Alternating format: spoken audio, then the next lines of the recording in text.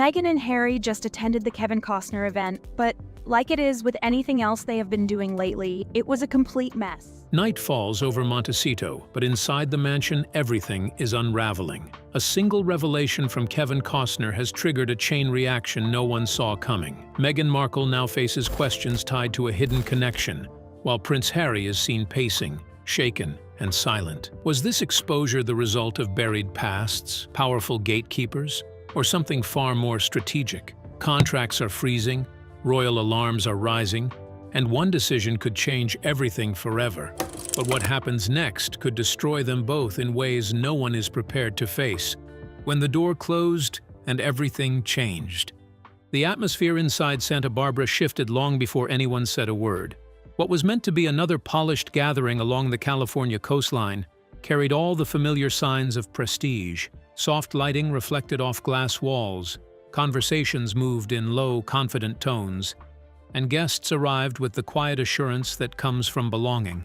But beneath that surface, something was already unsettled. Subtle changes began to appear. Pauses lingered longer than expected. Glances were exchanged without explanation. The rhythm of the room felt different, as though an invisible line had been drawn. At the center of that shift was Meghan Markle, whose expected presence had already been discussed in smaller circles before the event began. For years, access to spaces like this had followed a predictable pattern. Doors opened, invitations extended, introductions made, but this time, something had changed.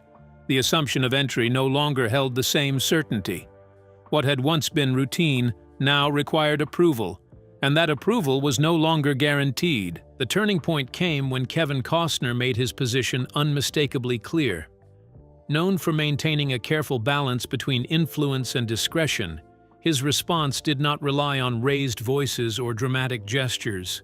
It was measured, controlled, and delivered with a clarity that left no room for interpretation. He would not allow any association that could introduce controversy into his space.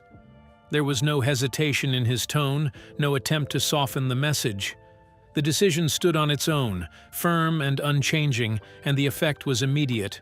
What followed was not loud, but it was powerful. In the same moment, a connection was raised, one that tied Meghan to a network that had already faced scrutiny in past public discussions. Details were not expanded upon, yet they did not need to be. The suggestion alone carried enough weight to alter the atmosphere completely. Conversations that had flowed easily began to stall. Expressions shifted from ease to caution. People who had been engaged moments earlier now appeared more distant, more measured in their responses.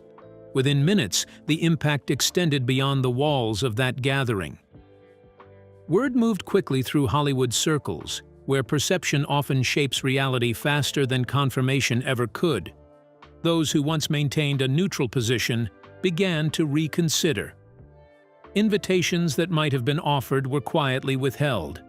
Collaborations that once seemed certain were now paused for further thought. The absence of direct statements did not lessen the effect. The silence itself became a signal. Back in Montecito, the consequences unfolded in real time. Prince Harry was reportedly caught in the middle of it as updates reached him. There was no prepared response, no strategy already in place to absorb the impact.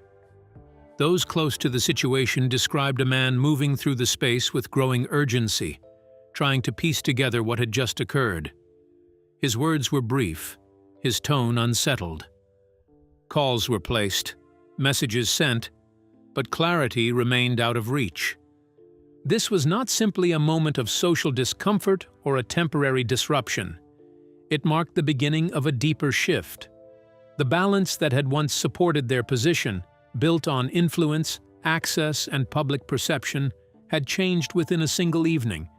What had felt stable now appeared uncertain. The door that once opened without resistance had closed, and the implications of that closure were already beginning to extend far beyond the event itself. This was not just a setback, but the moment everything shifted, influence fading, doors closing, and power slipping away in silence. But what hidden connection triggered this unraveling that now threatens everything they built? Let's find out. The connection that reshaped the narrative. What began as a single moment inside Santa Barbara did not stay contained for long. As the night's tension settled, attention quietly shifted backward in time, toward a connection that had remained largely unnoticed until now. The focus moved to a private gathering in the south of France, a high-level networking event attended by influential figures from across entertainment and business. Among those present were Kevin Costner and Meghan Markle. At the time, it had been just another exclusive setting, one of many where reputations are built and alliances quietly formed. Nothing about it appeared unusual. Nothing suggested that years later it would return with this kind of weight. Now, that moment was being re-examined through a very different lens. The significance did not come from the event itself, but from the company that surrounded it and the questions it raised. What had once blended into the background was now being pulled into focus, piece by piece. Small details that once seemed irrelevant were being revisited with new urgency. The connection, though not fully explained in public, carried enough weight to shift perception. And in an environment like Hollywood, perception alone can be enough to change everything. It does not require confirmation to influence decisions. It only requires doubt. Kevin Costner's role in this shift could not be ignored. He was not known for reacting impulsively or making careless statements. His reputation had been built over decades, not only through his work, but through the consistency of his public image. He had navigated an industry known for unpredictability with a steady presence that commanded respect. When someone with that level of standing chose to distance himself so clearly, it sent a message far beyond the walls of a single event. It signaled caution.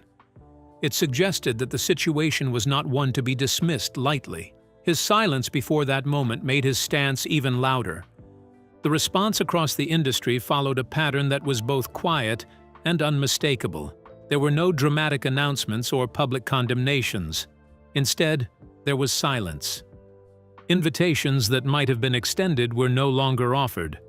Conversations that once moved easily became brief and guarded. Professional relationships began to shift without explanation. This was not a sudden collapse, but a gradual withdrawal, one that carried its own kind of force. Doors did not slam shut. They simply stopped opening. Within these circles, Meghan Markle's name began to take on a different meaning.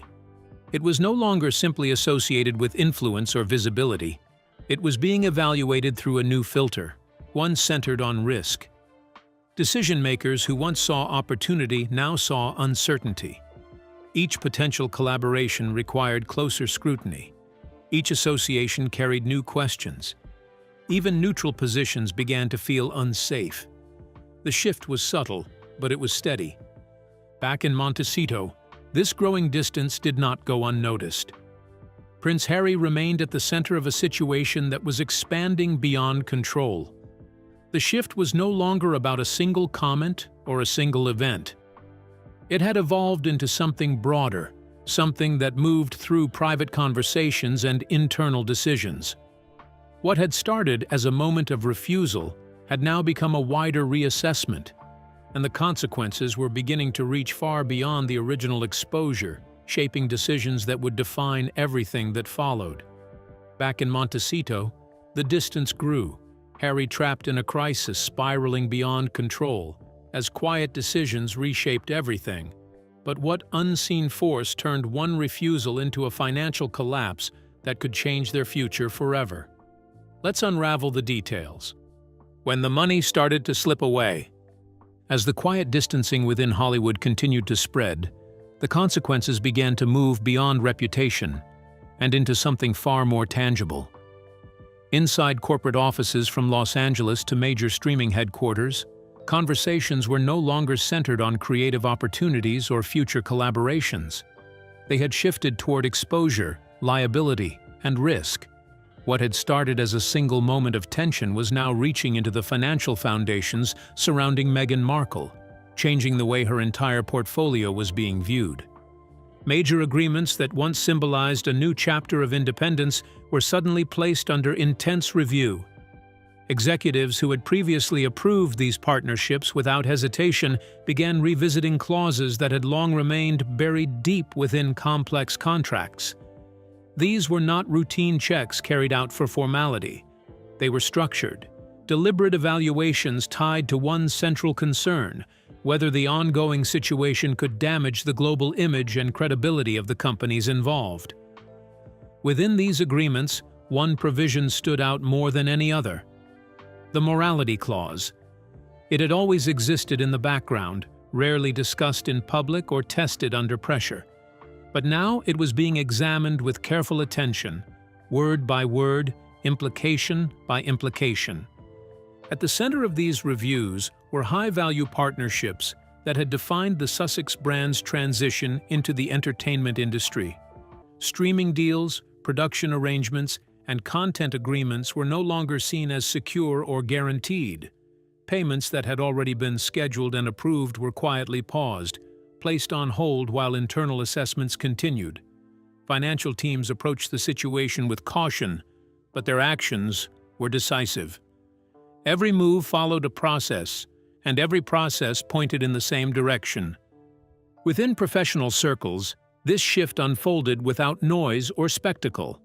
There were no dramatic public announcements, no immediate cancellations broadcast across headlines.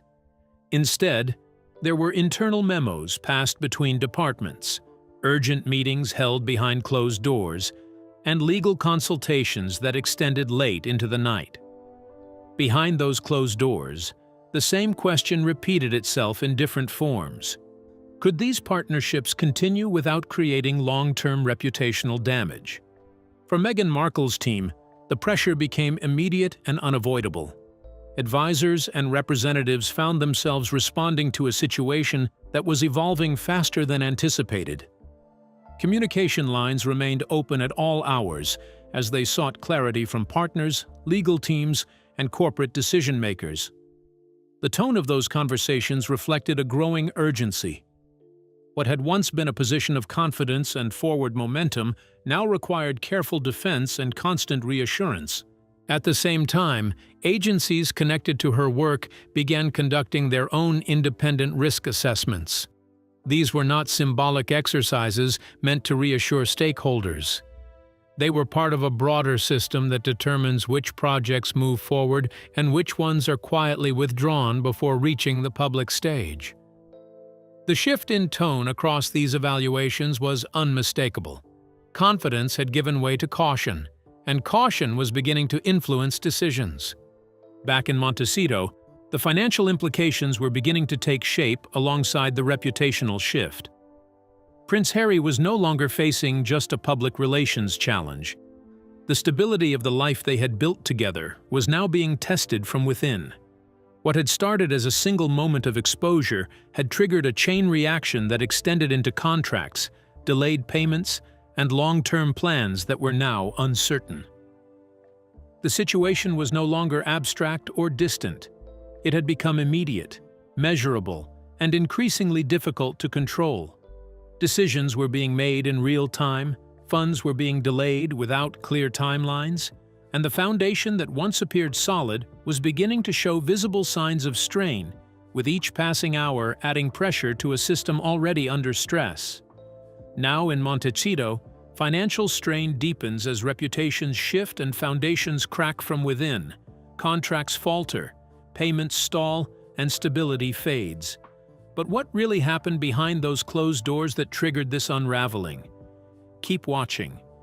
Behind closed doors in Montecito, as financial pressure tightened and professional ties grew uncertain, the strain inside the Montecito residence became impossible to ignore. What had once appeared as a controlled and carefully managed environment now felt unsettled, almost fragile. The silence between conversations began to carry more weight than the words themselves, stretching longer, heavier, and harder to navigate. Even routine moments seemed altered, as though the atmosphere had shifted in a way that could no longer be managed through public statements or carefully crafted responses. At the center of it all were Prince Harry and Meghan Markle, now facing the same crisis from entirely different perspectives. For Meghan, the the focus turned toward response and resistance.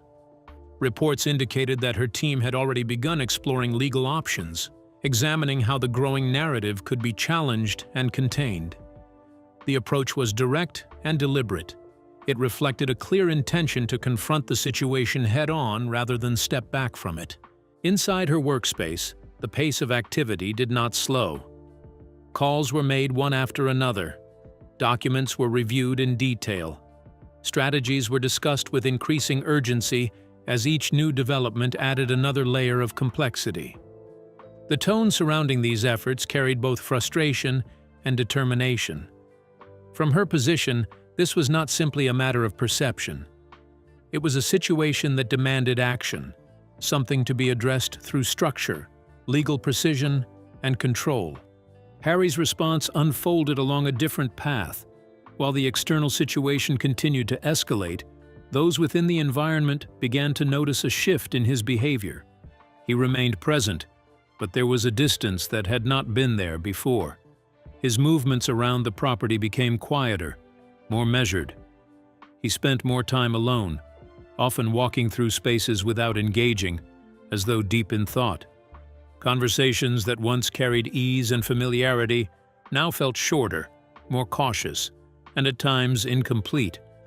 There was a growing sense that he was processing the situation internally, weighing possibilities that extended far beyond the immediate moment.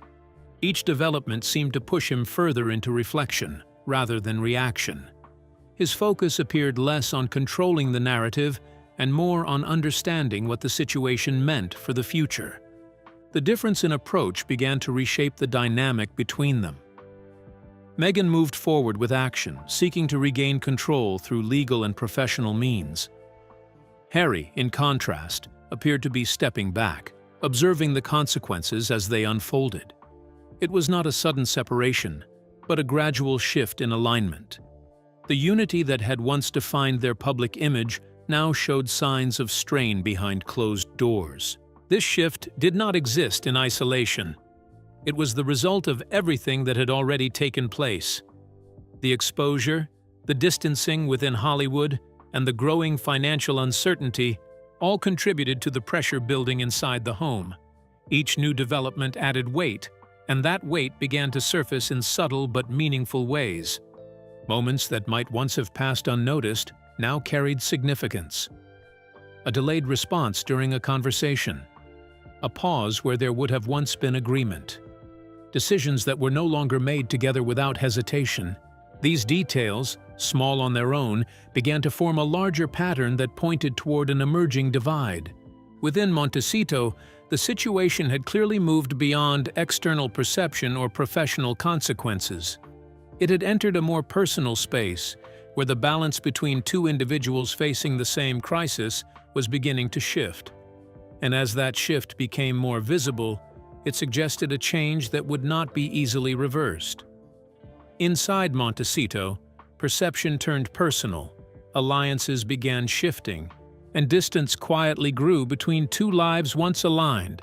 But as London began to respond, was this the moment everything fractured beyond repair and control?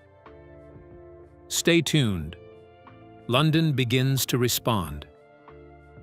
As the strain inside Montecito continued to grow, attention quietly shifted across the Atlantic to London, where the situation was being viewed through a far more structured and consequential lens.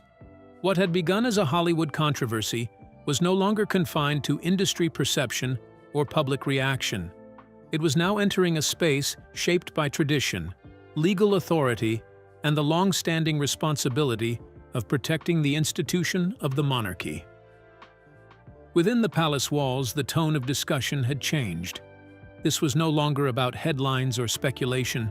It had moved into the realm of constitutional duty. Advisors close to King Charles III were reportedly following developments with increasing urgency.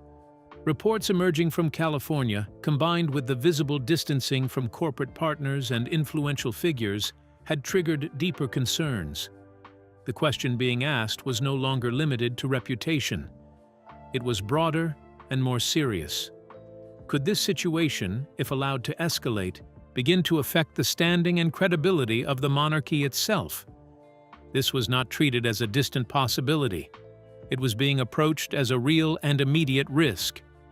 At the center of these internal evaluations was a legal instrument that had existed for more than a century, the Titles Deprivation Act 1917. For years, it had remained largely symbolic, referenced in discussions of history rather than current strategy. Now it was being brought back into focus with renewed attention. The structure it provided was clear and direct. In cases where actions were judged to be harmful to the interests of the Crown, titles could be reviewed and, if necessary, withdrawn. What once seemed distant was now being considered as a practical option. Within advisory circles, the approach remained careful and methodical. Each development coming out of California was examined alongside its potential impact on the institution as a whole. This was not about reacting to pressure or responding emotionally. It was about understanding how the situation could influence diplomatic relationships, public trust, and the long-term stability of the monarchy. The language used in these discussions reflected caution, but it also carried a sense of readiness. If a line was crossed, there would be a response. The concern extended beyond any single individual. It centered on the broader image of the royal family and the need to shield it from association with ongoing controversy. The monarchy functions within a framework where credibility is essential. Public confidence, international perception, and institutional stability are closely connected. Any disruption to that balance is taken seriously, especially when it begins to draw global attention. As these conversations continued, the divide between Montecito and London became increasingly clear. Actions taken in one place were now shaping decisions in the other. Prince Harry remained positioned between both worlds, yet the pull from each side was growing stronger and more difficult to reconcile. The situation had moved far beyond the boundaries of entertainment or personal life. It had entered a space where governance, tradition, and legal authority intersected. The shift was not loud or immediate, but it was undeniable. And within that shift, the direction of what might come next was beginning to take form. The crisis moved beyond fame into power, law, and royal survival itself. But was this quiet shift toward the exit a strategic retreat or the first sign of a much deeper fracture that cannot be undone? Stay with us. A quiet shift toward the exit. As discussions in London grew more focused and the pressure inside Montecito continued to build, a subtle but meaningful change began to take shape around Prince Harry. It did not arrive with public statements or sudden announcements. Instead, it revealed itself gradually, through his movements, his choices, and the spaces he began to occupy on his own. The shift was quiet, almost easy to miss at first, but once noticed, it became impossible to ignore. Recent appearances offered a clearer glimpse into this transformation. During solo engagements, his demeanor appeared more composed, yet noticeably distant. The energy was different from the earlier joint appearances that once defined his public role. Observers noted a quieter presence, a more reflective posture. His expressions carried less urgency, more restraint. Conversations seemed measured, interactions focused. There was a growing sense that his attention had turned inward, as though he was no longer reacting to events, but carefully weighing each step before taking it. Behind the scenes, reports pointed toward renewed communication with King Charles III. These exchanges were described as private and direct, bypassing the usual channels that typically manage royal contact. That detail alone suggested significance. The nature of these conversations was not publicly disclosed, but their purpose appeared increasingly clear. They indicated an attempt to reopen a line that had once been distant, perhaps even closed. It was not framed as reconciliation, but rather as a necessary dialogue in a moment of mounting pressure. Within this evolving situation, a new narrative quietly began to take shape. It was not announced or confirmed, yet it could be traced through the sequence of actions unfolding over time.